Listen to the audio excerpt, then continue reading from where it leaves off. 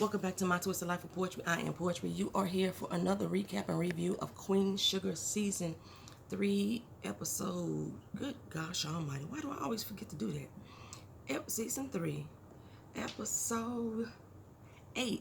Come clad in peace. Come clad in peace. I'm telling you, I'm just really not understanding how these titles fit with the episodes. I guess I gotta know the poems or the songs or the stories or whatever to go back and forth with it. Come clad in peace. Well, we start off with Charley swinging by Prosper's. It's moving day. And he barely got anything packed. And I swear that's how I'm feeling right now, my doggone self. I mean, I got my move date. And I have been trying to pack this house. But trying to pack up 25 years of my life is proven to be hard. I don't even know where to get started. I pack a box and I stop. And I'm like, damn, do I really want to take this with me or don't want to take it with me? I don't know. Like this is not my first time moving, but the last time I had to do it was 15 years ago. Dang, yeah, 15 years ago. So Charley is like, why didn't you say you needed help? You know, I don't understand why he would need help. Why would he even need to say it for real? He's an older man with a bad back, living alone. And although he speaks of his daughter, nobody has ever seen her. Ever. Vito, go sit down. Go sit in the chair now. Thank you. Nobody's ever seen this daughter that Prosper's supposed to have. You know, and it's got to be a heavy weight for him. He's 70 doggone years old. So Nova and Rod, they come over to help Charley out, and Nova let her know that the EPA issues seem real. I think they're trying to soften us up to like JB, because they're trying to make us think that he a good guy. Ava girl, bye, whatever. Rod gets a text from Darla, and they finally about to set up this the schedule that they need for Blue. And I feel like Charley, like, don't go over there in your feelings, you know. But that wouldn't be Rod if he did that. So I don't know how Charley packing on. I don't know how she packing. She taking one thing off the wall, sit down. One thing off the wall, say, girl, if you don't grab a handful of stuff and then pack them photos up together, get all that you can carry and then sit down. Shoot, my grandma would be like, what you sitting down for? So, Micah and the crew, they over at the house again, devising a protest for the plantation. And I know there's a lot of places like this nationwide. Like, they still staging scenes from the slave era, Civil War reenactments, and the likes like that. I have never wanted to see that type of stuff. A lot of people told me to tour the plantations when I went to New Orleans. I couldn't make any sense of why I would want to tour the plantation. I feel like Malik, like they are making a mockery for photo ops and profit. That's all I feel like. I understand there's a sense of knowing where you came from and where our people been, but the reenactments pissed me the fuck off. So no. I mean, I just went up to Detroit, y'all know, this weekend, and I went ahead and went to the Still I Rise exhibit that they have up there, and basically it's just a tour of black people's history through America to present day, so to speak. And the exhibit itself pissed me off because it excluded the fact that women were involved in this. It seemed like everything that they had showcased had to do something with men. Like, where's the women in history? Like, we ain't got no part of history. When you walked through the reenactment of the slave ships, they just got some like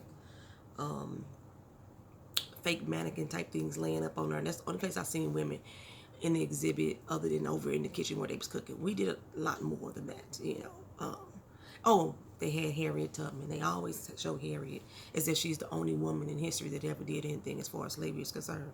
Like, I'm not trying to knock Harriet, but I'm saying that there's other people that we could speak on. There's other women involved in black history, you know what I'm saying, to be presented other than that. It just pissed me off. That just pissed me off.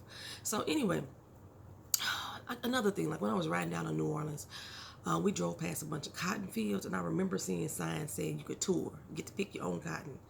As if it was like a luxury career or something back in the day. Whatever. Ant's idea was to recreate the blood lost on that plantation, and they were going to plant the names of the slaves all over the fields that were there. And I know legally this is defacing or vandalism, but I'm actually down for this idea. Go figure. You see Nova. She nut up when Charley asked her about who been ringing her phone line. Even Nova know this shit ain't right. But it's so many of our sisters all over social media bigging up the idea of Nova and Remy together. She know herself, good god doggone well, that this is something that will set Charley the fuck off. If you think it's gonna piss her off, then you know it's wrong. Vi over at the high yellow pitching her idea to the waitresses, trying to get a feel of what she's saying makes sense. And Prosper, they make his way on in there, and Vi's like, not Prosper, we've been friends for way too long. If you need help, you will let me know, right? Because that's what families do, and you're a family. Prosper got that pride that don't want to let him ask for help. And I shared a post a few weeks ago about that I wrote a few years ago that said that, I'm independent and I'm strong, but I'm not too strong to ask for help. And asking for help is not a weakness. But I think Prosper feels that asking for help is a weakness. Like most people I know feel that way, truthfully. And I don't think it's an age thing. I don't know. I don't deal with a lot of people outside of my race unless I'm at work. So I can't really speak to their cultural structure, but at least I know in the black culture, asking for help is a sign of weakness. It is. Like, I don't know, for some reason, we take pride in the fucking struggle. Like, if you ain't struggling, you ain't shit type of thing. I don't know, that damn shame and pride gets in our doggone way. I think Raw feelings was a little hurt too when he went over to Darla's house and seen Blue's room all fancied up and the house looking all good, and then he saw a blue doll so properly displayed over at Darla's house, and the room design that he was supposed to have done with Blue, they done did there. And it's not that it's a competition for me, but Darla's crib is shitting on Rye as far as what she's able to do in such a short period of time. And I'm like, her parents got to be funding her, but they mentioned she do have a job. Oh, wow, okay. So I'm so surprised that her parents did turn on the money faucet so heavily. But thankfully, Rock contained whatever hurt feelings he may have had and gave her some props. I was proud of him in that moment. So Prosper, he all packed up. He can't even go in that house. He don't want to see his life packed away in brown boxes. It's like a daunting fucking feeling, especially when it's not your choice to go. So he's sitting outside waiting on his daughter. At least that's what he told us. I kept saying that daughter ain't coming. Well, he said he told her not to come. Truth be told, I don't think Prosper even told her to come. I don't even think the girl is aware that he had to move. I don't think she's aware of his health issues. I just don't believe it. And so Charlie's going to force him to live with her because he talking about he going to rent a room or something. The hell you will. You got Charley, you got Vi, you got Ra over there, all with space. You're not finna rent a fucking room. What I don't understand too, though, is that if he's been family all this doggone time, friends, and y'all consider him family, why don't nobody know how to reach out to his daughter or any other family member of his? Why? That don't make sense to me. Y'all didn't even know he had a daughter, but he's supposed to be family. That don't make sense to me. Hell, Aunt Vi was reaching out to damn Darla Mama. We still didn't really get the real backdrop on why she know Darla Mama.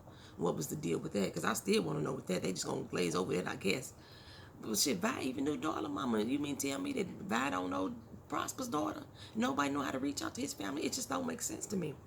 So anyway, she bring Prosper home. And again, she looking at Micah like, why the hell are all these kids in my house and I didn't give you them permission? But she don't say nothing again, as usual. They go get Prosper room ready, and he is standing around that house looking so out of place. Like, this is not my home. This is not mine. At least that's what I was reading in his face.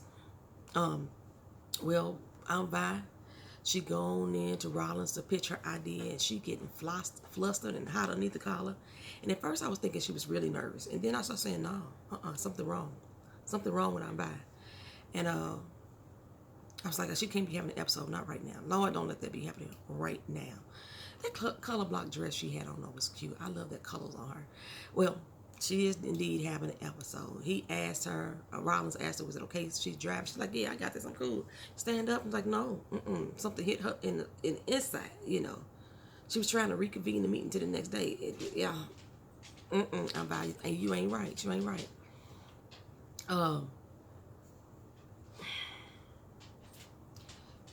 Did I miss something? Yeah, I did miss something. I know I did.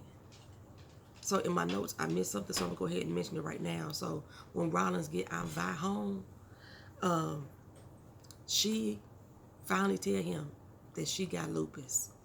And at first he was like, I want to make sure you get better, get well, so we can get together. The investors are waiting. And as soon as she said that she got lupus, she'd been dealing with it, she got diagnosed a year ago, he come and says, well, I just want you to get better. Let's work on yourself getting better. She was like, well, what about them investors? We can go ahead and go over the proposal now.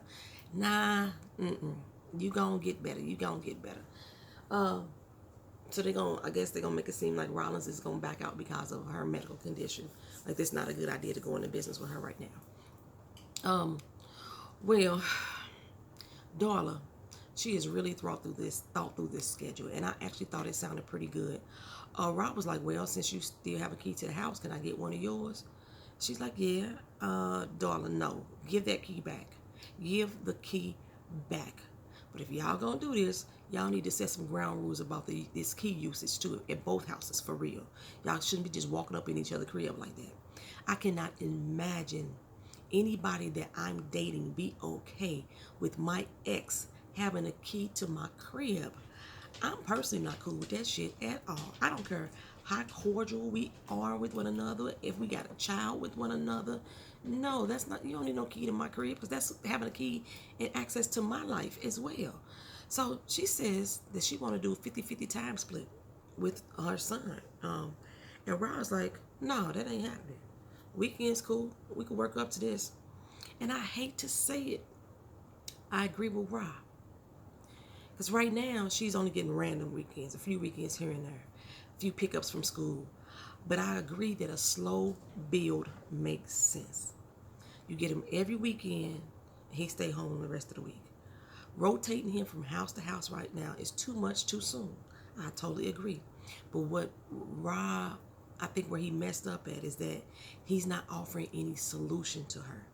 He could have said, you know what, let's try every weekend for a few months, see how that work out, and then build up to rotating weeks, or even offer him to stay with her during the summertime,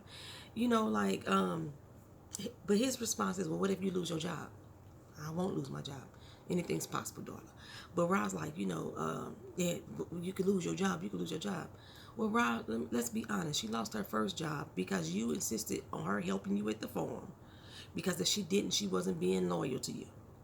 She lost a second job because of the personal issues that you guys have together. And your sister decided to stick up for you. So come up with some options for her instead of just saying, no, it ain't happening. That's when it gets defensive, right? And Rob was like, he needs stability. I totally agree with you that he needs stability. And Darla was like, well, I'm stable. You the one with the new folks running all up and throughout your crib and shit, new boot things coming and going. And Rob's like, here we go. We on that again. Yeah, I need to approve who's going to be around my child. I have never liked that. I'm telling y'all, I have never liked that. I understand you as a parent wanting to know who is around your child. And if something is coming long term of that, even meeting the person, there should be some type of ground rules on how soon you could bring new people around the child. But I don't need your damn approval. That I don't need. And that's why I think the whole key idea is bullshit. It's giving you too much access. Like I said, this is supposed to be about Blue. You don't need keys into my life too. In addition to, I don't need your approval to do what the fuck I want to do with my son. But I understand, out of respect for you and out of safety for our child, I will let you know who is around him. I will give you that respect. That I can do. But Rob ass is like, oh, every time I try to be on his side, he slipped back into the immature mindset. She said she was tired of having this same argument with him. And Rod like, you tired. You don't know nothing about being tired. You got your parents taking care of you, got this big fancy house, a nice little car outside, and I'm out here working 2 jobs, busting my ass being a single parent. You are not a single parent, sir. You are not a truth.com, daughter. Tell his ass again. She's not a deadbeat parent who is disregarding her child. You are the one who has been pushing her away. Daughter had to check that ass, though, and say, my parents did give me this house, so fucking what? You ain't paid for the house you in. Your daddy gave it to you, too. Okay? Let's be honest here. Let's be clear. You ain't did shit either to get what the fuck you got. Your daddy gave it to you. You inherited it all. When you got your ass out the jail, he gave you a house over your motherfucking head. He been taking care of your damn kid as well You know what I'm saying? I know I can, but there, fuck that shit. Don't be trying to be judgmental of her and you ain't no better, brother. So anyway, he slide over to his job to get his check, and he bringing his bitter Betty ass attitude over to Trent. You know, she trying to thank him for the party, you know, talk about how she enjoyed it, yada yada this, yada yada that. And he all tight-lipped and dismissive. He can't even look in the face. He don't even, did he even say hi for real? You know, I'm coming here for my check. Like, hi, motherfucker, damn. Like, what the, she like, what's up with you? You know, what's going on? Nothing. Just need to figure some things out. Okay, whatever then, Pop. You know what I'm saying? I didn't do it to you. What the fuck? He already showing herself to her. But I bet a dime to a dozen, she gonna be so understanding. She gonna be so understanding and support up. Anyway, so the Landry land grab info. I guess that is what squashed all the animosity between Nova and Charley. Because they still haven't sat down and really spoke to Charley about what's going on with her with Davis.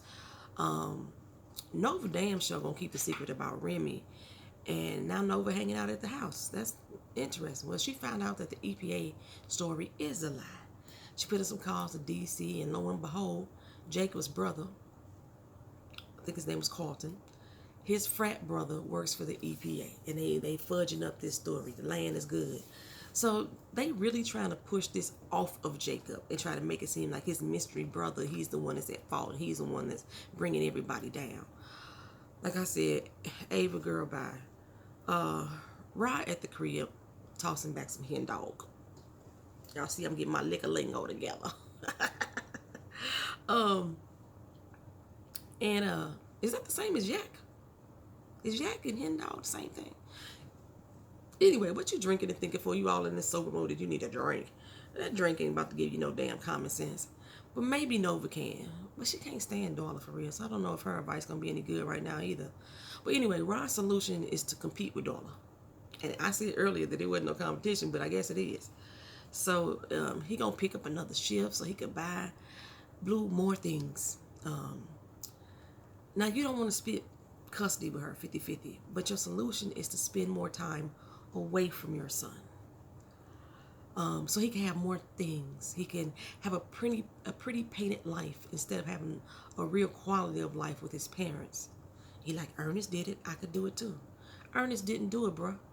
He was losing the farm. He was losing the house. He was working side jobs and still not making ends meet. And evidently his absence impacted you in some form or fashion because you out here robbing and stealing from folks to get whatever you thought you was missing at home. Tell me again what your daddy did, okay? Why do black people take so much pride in struggling, working hard, killing yourself with 2, 3, 4, and 5, 6 damn jobs, not spending quality time with your kids? That's struggling, and y'all take so much fucking pride in that shit. Like, how I wish we could separate ourselves from that fucking mentality. Oh, God, like, you don't work harder, you work smarter. So Nova said, so you're going to run yourself into the ground trying to be like daddy? He said, yeah, it strengthened what he did. No, boo, he was struggling. And she said, too, he was struggling. He said, well, he got it done, though. And almost took his own life because of it. You don't have to do it alone. You got us. Ernest didn't have to do it alone either, but that pride working through him, it's working through Ra, it's working through Prosper. So he go to Ra, and he let her know that he won't be needing. Ra go to Trent and let her know that he ain't gonna be needing more shifts. Before I get to that, Mike and them are going to decide to go ahead and sneak in and tag this property. They got 12 minutes to get in and out. They said that's enough time. And Mike is going to be the lookout. He probably going to be the first one to get caught because he's the lookout. But that's what they plan on doing. Was there something else that I'm missing before I get to Rod? I don't know. Well, anyway, like I said, he go to Trina to let her know he's not going to be needing any more shifts. And I guess his apology for being rude and dismissive to her was him saying, I liked her. And they want to go over to the little garden that she told them about. And him taking her hand in his. That's his apology. That motherfucker don't know how to fix his lips and actually utter sincere words of apology for being rude and disrespectful and dismissive to her. I guess he felt good about himself because she decided she didn't draw back her hand from him, and she rested her head on his shoulder and not question why the fuck he was being so goddamn rude to her the other day. That's the end of this episode. It's Queen Sugar. Y'all let me know what y'all think about it. If there's something that I missed, because I feel like I did. I know I didn't really get too deep into Micah's situation, but I feel like there's something that I missed. Y'all leave that down in the comment section. Like the video if you feel so inclined to do so. Subscribe to the channel if you have not already subscribed. I appreciate you being here. Peace.